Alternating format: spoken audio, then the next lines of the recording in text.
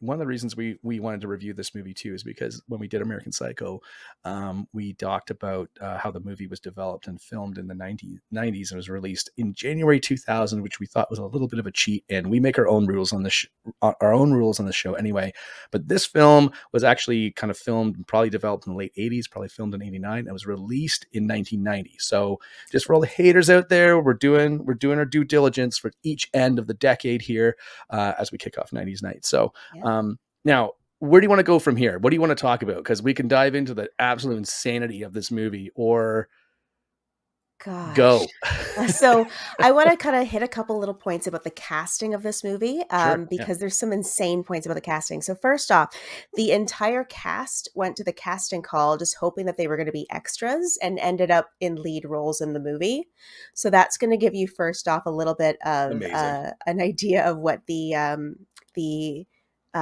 acting caliber is, I guess.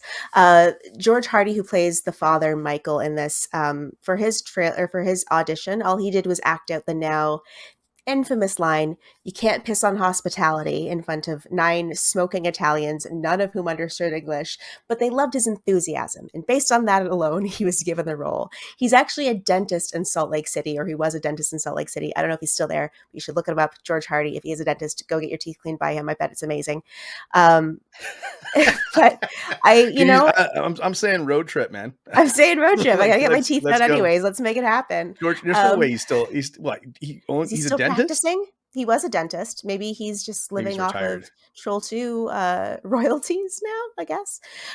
Also, I wanted to note that Don Packard, who plays that creepy drugstore owner who's kind of briefly featured in the trailer, he was actually a patient at a nearby mental hospital and was cast for and subsequently filmed his role like while he was out on a day trip.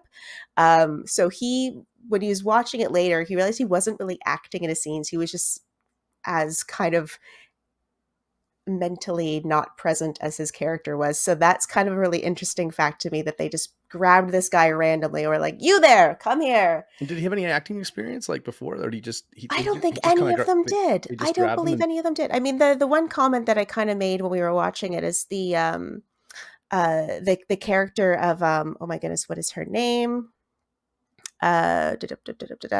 Credence Leonora Gielgud, I think her last name is, but yes, who is the Goblin Queen the in Goblin the Queen, mhm. yes, the Nilbog Queen.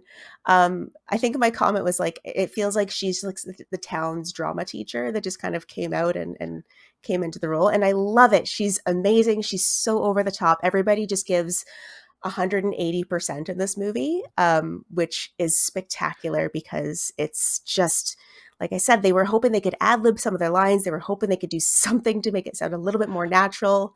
Well, what's so Shot down crazy? completely. Yeah, like what's so crazy is that the film looks really good. I mean, the opening of the Yeah. film, like the sequence of the running through when the guy's running through the forest is so hokey. But the stuff that's Yes. shot in the bedroom when the grandpa's talking to Joshua, who's a little boy, and he's Grandpa telling him about Seth. Grandpa Seth. Thank you. Just the least grandpa name I've ever heard. I've only seen the movie once. Kelly's seen it probably like 100 times. So, but Grandpa Seth is awesome too. There's just like weird cuts. Like when we watched it, you said it's odd because it looks so good. It's filmed kind of like in that Italian style too, which kind of makes a lot of sense. Yeah. But also like the editing kind of just, it hangs on shots like a little too long, like just a second too long. And it's funny because we had talked about this when we did the Terrifier hot stove, when we were saying Mm. it's just to gauge how long you need to hold on a shot to make everyone feel kind of uncomfortable. But like for some reason this movie like kind of does it at the weirdest times. You mentioned George Hardy, who was Mhm. like, who plays the dad. The sequence when he hears Joshua yelling because when they're trying to feed him the ice cream, and he like runs, like he he runs Just so bolts fast, so in. hard. Like I was like, man, that guy could probably do the 40-minute dash in like a record set. He kind of looks like an old school, like he looks sort of like a football player, like he might have played football like in high school Yeah. when he was younger. So but I guess we'll have to go get we'll have to go down to his dentist office, I guess. Yeah. Absolutely. And they actor is so just to kind of back up for a little minute as well, Sure, one yeah, thing yeah. that we kind of haven't mentioned about this film is that basically, to kind of give a little bit of detail about what it's about, very loose because it's very loose kind of what it's about. Oh, yeah, we should do Um, that, eh? Yeah. we should do that. But there is, so basically, there is a group of goblins that think that eating meat is terrible. And they decide that the best way to deal with this is to take people that eat meat and to feed them any kind of green goop, really. You see it in pastries, you see it in the most disgusting looking sandwiches, you see it all over the place. And once they eat this foul green paste, they turn into plants, plant matter that the goblins then eat because they are vegetarians, which is all very confusing how they're able to kind of eat the people, which is not meat because it's now a plant form.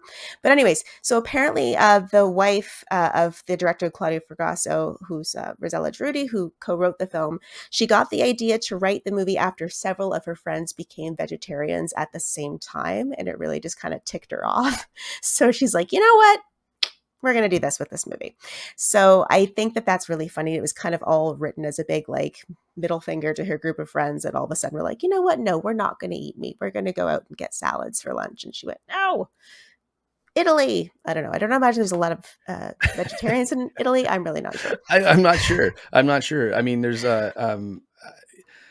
yeah, I mean, when I watched it, I was just like, it's so weird because like the goblins complain about humans that eat sandwiches like burgers and stuff, and then that's sort of the that's sort of their weapons at the end are these like meat sandwiches. Like it was Yeah, like, so is this like an anti-vegetarian movie? Like I can't tell.